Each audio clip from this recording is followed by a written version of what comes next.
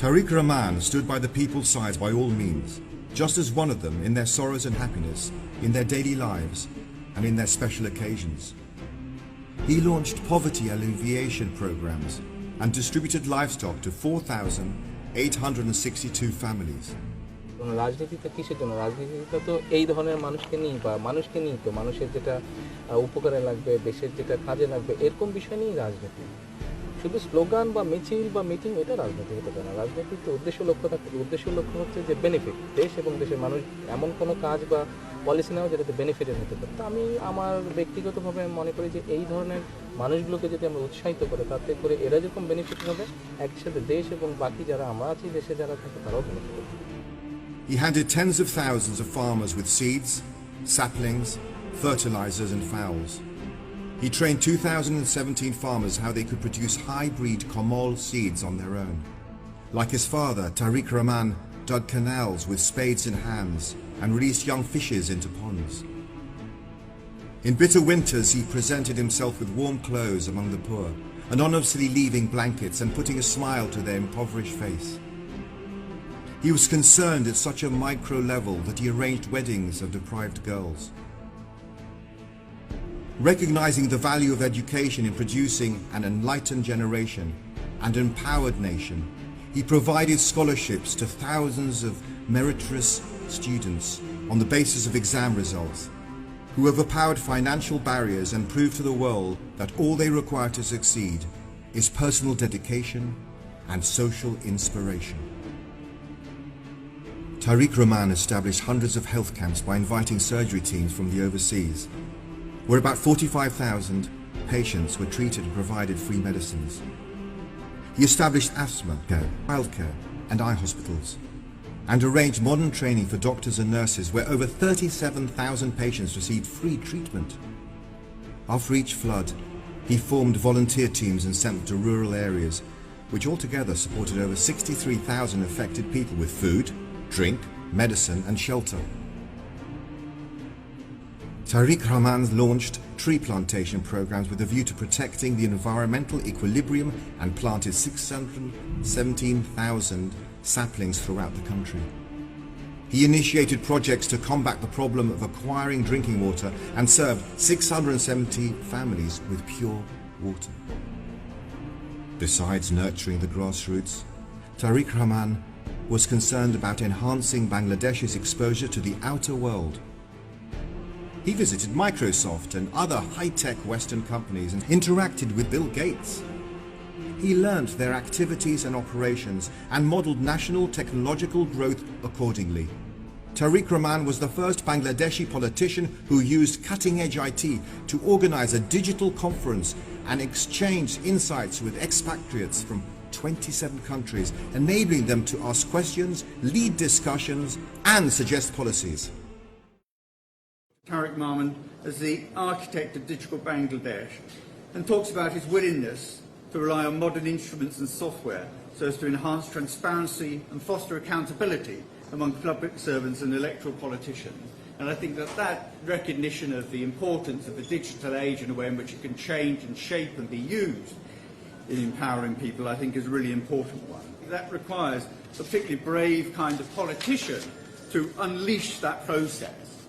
And I think that we at the Young Foundation always welcome leading politicians who are brave enough to actually share that view. And I think with his emphasis on the empowerment of grassroots people, it's clear that Tariq Rahman is one of those politicians. Tariq Rahman's bottom-up approach of grassroots empowerment was countered by the Awami League's top-down approach of negative propaganda campaign. Having subjected to unprecedented vengeance, Tariq Rahman was first arrested and then suffered inhuman torture.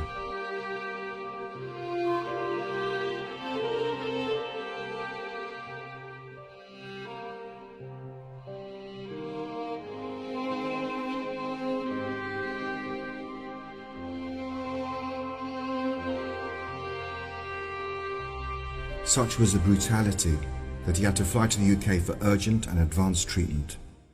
7 years have passed. 2 anti-Tariq Rahman governments have conspired. Conspirators have filed 17 fabricated cases.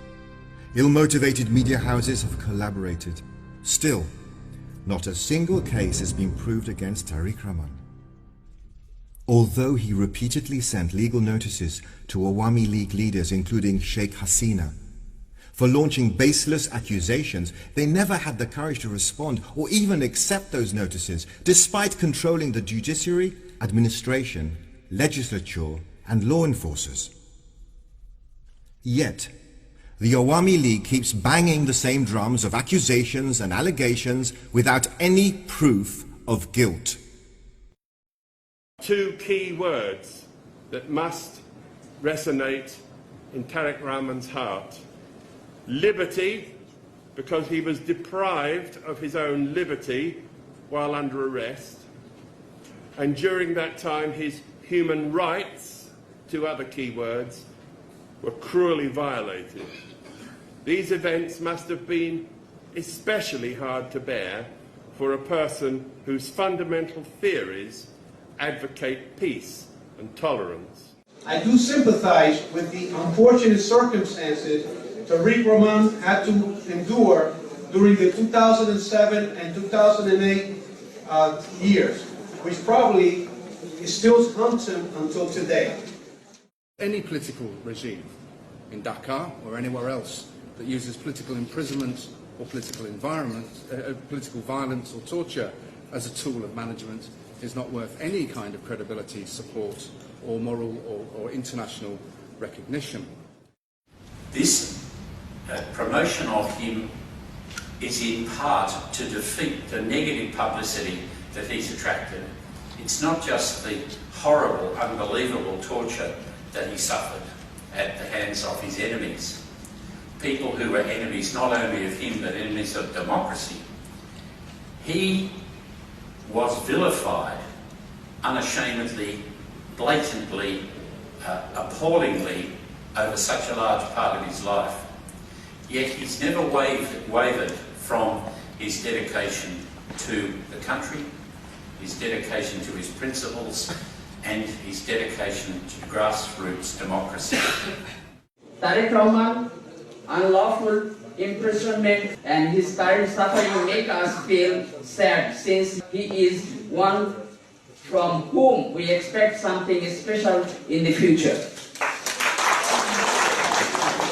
Yet I am sure that for his sufferings we will not have been made a weaker person rather than stronger. A stronger leader who will be able to guide the Bangladeshi people through difficult times. Meanwhile, after 2 decades of direct political engagement, the charismatic leadership of Tariq Rahman and his potential to transform the BNP and Bangladesh earned him utmost trust of the leaders, activists and supporters, and most importantly, the general people across the country. He was elected as the senior vice chairman of the BNP in its National Council of 2009, although he couldn't attend due to ongoing medical treatment in the UK. অন্যায়ভাবে গ্রেফতার করে মিথ্যা মামলায় জড়িয়ে শারীরিক নির্যাতন করা হলো। সভ্যতা, মানবতা, আইন ও নিয়ম নীতির কোনো তোয়াক্কা না করেই আমার উপরে চলেছে পৈশাচিক শারীরিক নির্যাতন। তারা হয়তো আমাকে হত্যাই করতে চেয়েছিল, কিন্তু আপনাদের আন্তরিক ভালোবাসা, দেশবাসীর দোয়া এবং মা বাবার সৎকর্মের গুণে আল্লাহর রহমতে আমি প্রাণে বেঁচে আছি। While living abroad, Tariq Rahman reflects on his past to draw a better future, analyzes the present situation of Bangladesh, and plans to revive the nation. All areas of state intervention are integral to Tariq Rahman's development initiatives.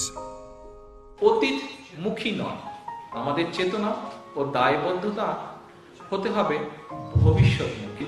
বাংলাদেশের অর্থনীতি ও সার্বিক বৈশিষ্ট্যকে বিবেচনা করে একে strategic বা sustainable ভাবে একটি ইন্ডাস্ট্রিয়ালাইজড দেশ হিসাবে গড়ে তোলা এখন সময়ের দাবি। দেশীয় চাহিদা পরিপূরণ, বিপুল সংখ্যক কর্মসংস্থান সৃষ্টি এবং রফতানির ব্যাপক প্রসার, এই 3টি লক্ষ্যকে সামনে রেখে দেশের সম্ভাবনাময় ও রফতানি কেন্দ্রিক শিল্পগুলোকে এগিয়ে নিয়ে যাওয়া দরকার।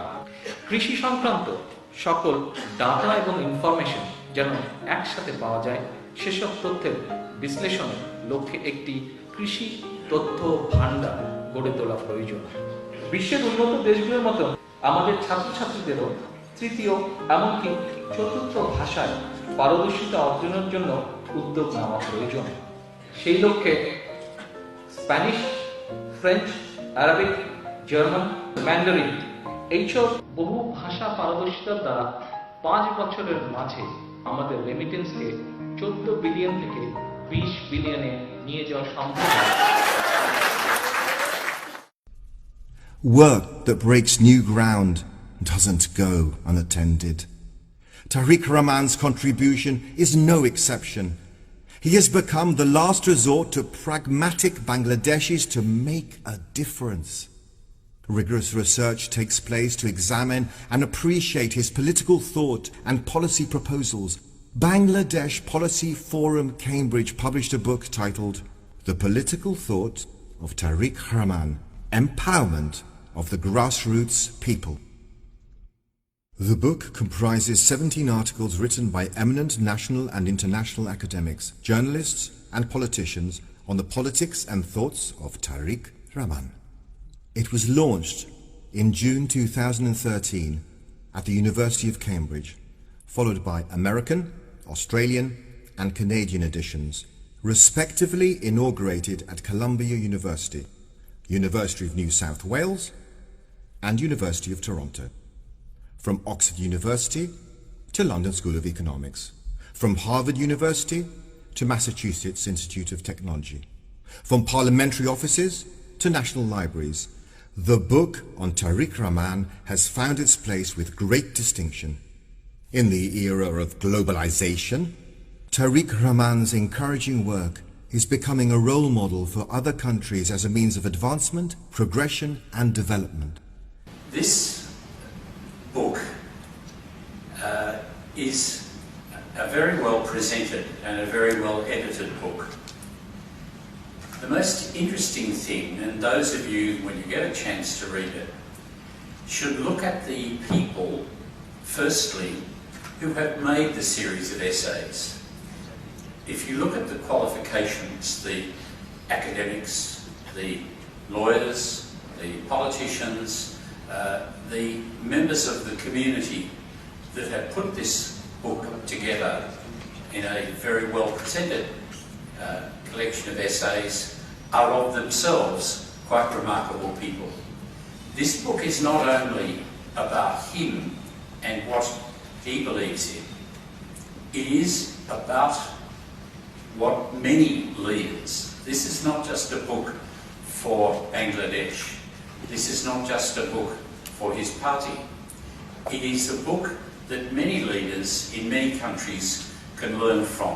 The message to me of the book is one of hope and unity, because there's a new hope simply that it's there and that a new story is being told again. The book in that sense itself is an act of soft vengeance.